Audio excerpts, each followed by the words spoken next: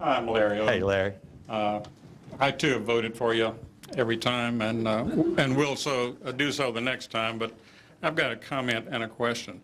You talked about the low esteem that Congress is held in by the American people, and as a group, I happen to be one of those people.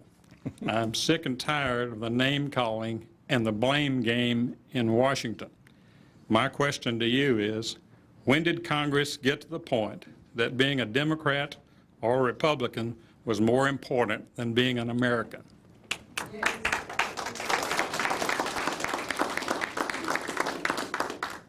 Or Larry, to put it another way, be more concerned about the next election than the next generation.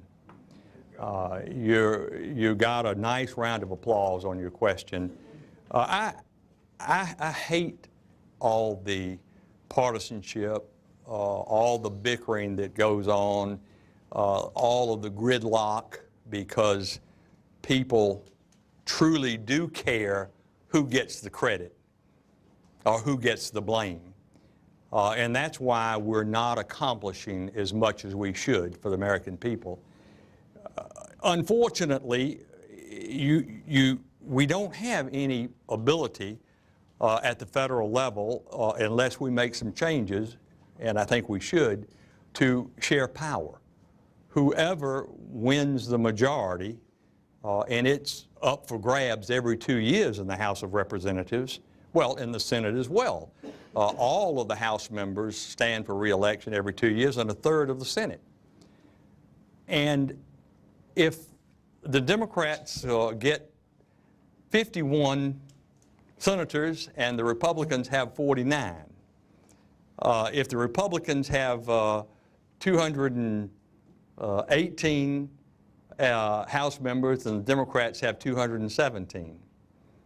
In the House, the Republicans in that situation, with a one-vote majority, control everything. They elect the Speaker. The Speaker then decides who will chair each committee. And the Speaker, in consultation with that chairperson, will decide each subcommittee chairperson. And of course, the same thing in the Senate. When really, I think it would be so much better if you just said, sat down and said, look, let's share this proportionately.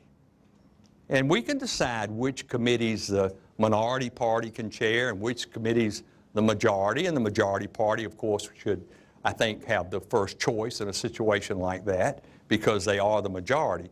But to totally, completely control everything and to have that ability, and unfortunately that ability is enforced, to totally shut the minority out, to not let them be in the room when any legislation is being developed, whether it's a massive energy bill or a massive education reform bill or a massive health care reform bill, and not only that they're not there to participate whether they've got 31 years of medical experience as a physician behind them or not.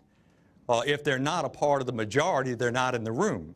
And then when there is an opportunity in committee or on the House floor to offer an amendment to try to make a bill better, when you hardly ever see a member of the minority party have their amendment made in order